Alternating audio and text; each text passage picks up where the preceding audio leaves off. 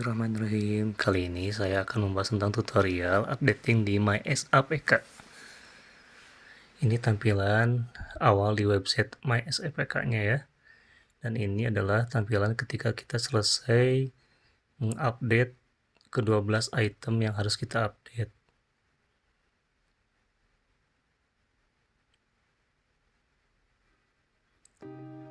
Langkah pertama ketika kita udah masuk ke websitenya, kita klik lupa password, kemudian masukkan NIP, kemudian masukkan email, kemudian lanjutkan. Nanti ada kiriman nomor token namanya. Setelah ada kiriman nomor token, nanti kita masukkan password yang baru, terdiri dari huruf besar, huruf kecil, dan angka. Tapi ketika kita lupa password email atau emailnya, kita bisa hubungi ke bagian SDM masing-masing ya.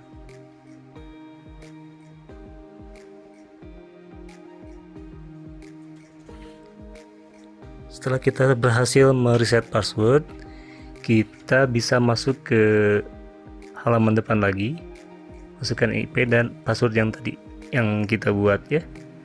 Setelah masuk, ini tampilan yang harus kita update. Waktu yang tersisa tinggal 48 hari lagi sampai 14 Oktober 2021. Kemudian klik lengkapi data mandiri. Setelah masuk ke halaman ini, kita akan melihat 12 item yang harus kita update.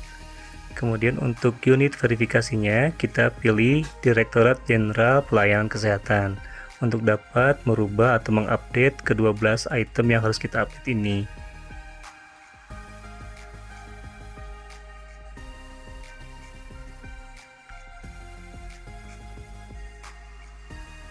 Setelah kita pilih unit verifikasinya, kita klik simpan.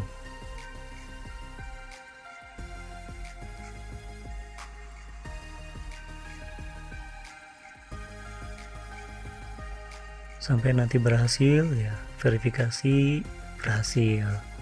Kemudian kita ubah riwayat profile ya.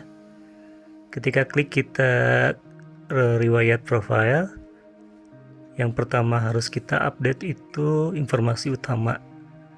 Ya, di sini ada upload foto dengan format foto JPEG dan dengan maksimal ukuran file 500 KB. Setelah kita upload, kita langsung simpan ya, klik simpan yang di sebelah kiri. Sebelah kanan, maaf. Kemudian di bawahnya kita isi tentang kontak pribadi, alamat domisili, nomor telepon, nomor HP, email dinas pribadi, atau bisa diisi dengan email pribadi ya. Kemudian klik simpan. Di bawahnya lagi ada data pendukung yang harus diisinya, NIK, nomor KK, agama, lokasi kerja,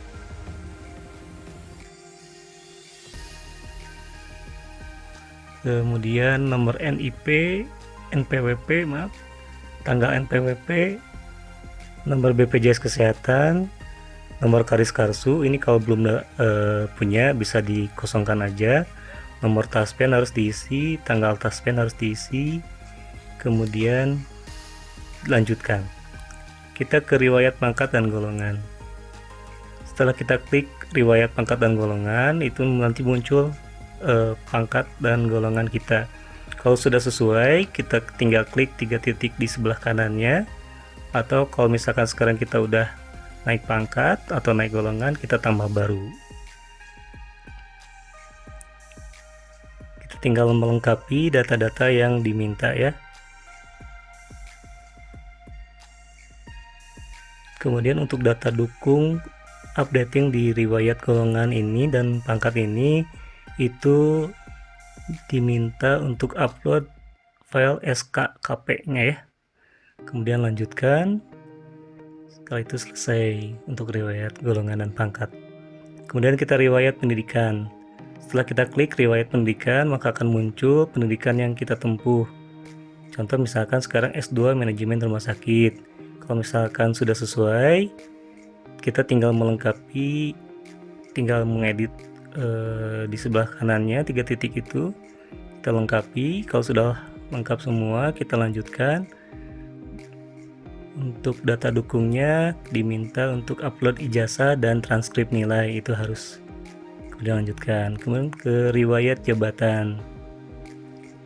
Ketika kita klik riwayat jabatan, akan muncul jabatan yang sebelumnya atau yang terkini. Kalau misalnya sesuai, kita klik tambah, akan muncul data isian seperti ini. Data dukungnya SK jabatan, kemudian klik lanjutkan. Kemudian sekarang riwayat PMK atau peninjauan masa kerja. Kalau kita pernah mengajukan peninjauan masa kerja, maka kita klik tambah. Tapi kalau kita belum pernah mengajukan peninjauan masa kerja, maka klik data riwayat PMK sudah sesuai. Kemudian kita ke riwayat CPNS dan PNS. Kita klik, maka akan muncul nama kita dan NIP kita.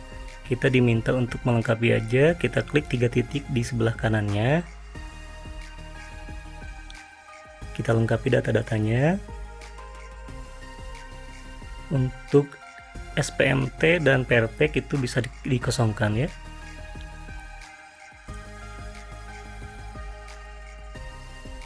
Kemudian data dukungnya SK PNS dan SK CPNS ya. Kemudian klik lanjutkan. Kemudian ke riwayat diklat.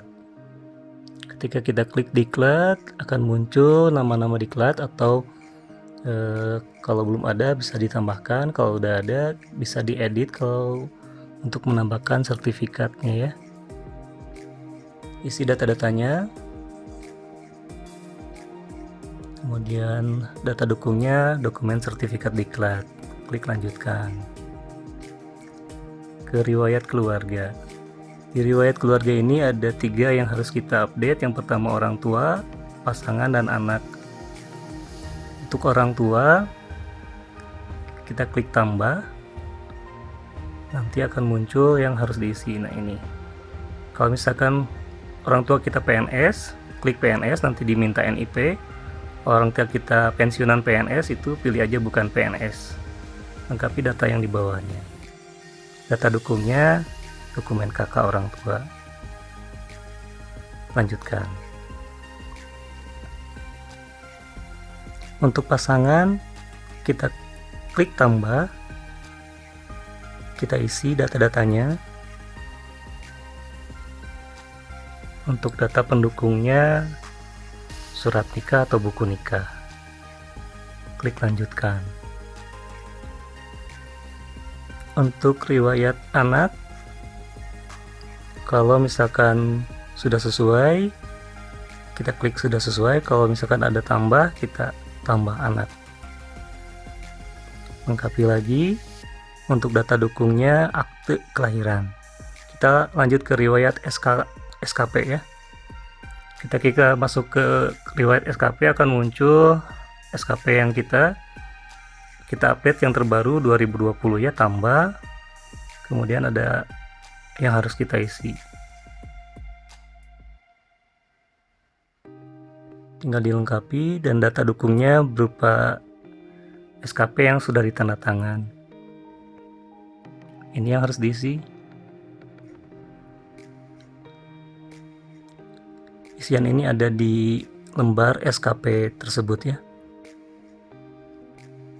Kemudian ke riwayat penghargaan. Di riwayat penghargaan, kalau kita pernah mendapatkan penghargaan, itu bisa diisi ya di sini. Karya Satya 10 tahun, 20 tahun, 30 tahun, kita isi di sini. Data dukungnya sertifikat penghargaan tersebut.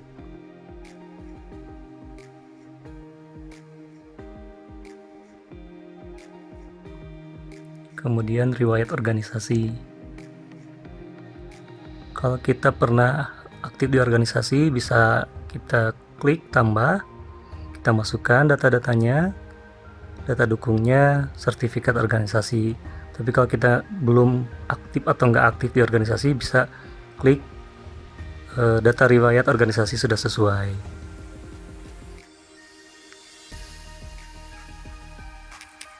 Riwayat CTLN, cuti di luar tanggungan negara. Kalau kita pernah mengajukan cuti di luar tanggungan negara, kita klik tambah. Kalau belum pernah, kita klik data riwayat CTLN sudah sesuai. Ketika kita klik tambah, nanti ada isian yang harus kita isi. Data dukungnya, SK CTLN tersebut. Demikian updating 12 item yang harus kita lengkapi sampai warna hijau semua ya 12 itemnya.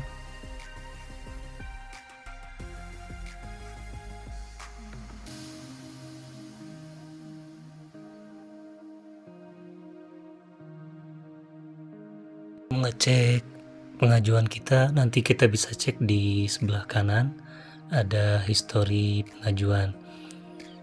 Di sana nanti muncul apa-apa saja yang sudah kita update.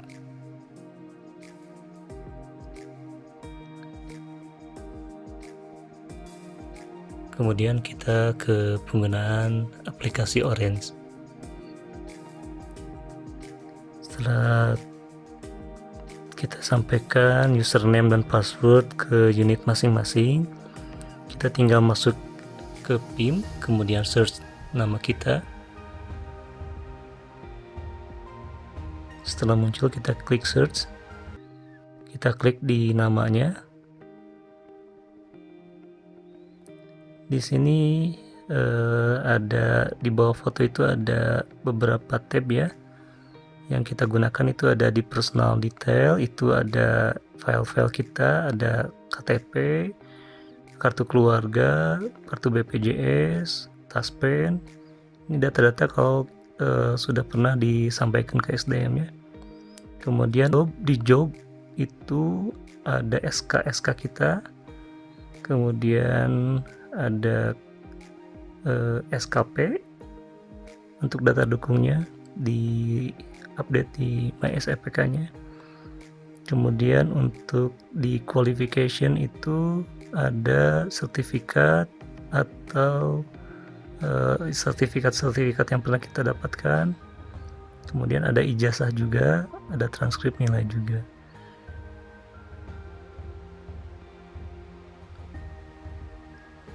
Demikian yang bisa saya sampaikan. Terima kasih. Assalamualaikum warahmatullahi wabarakatuh.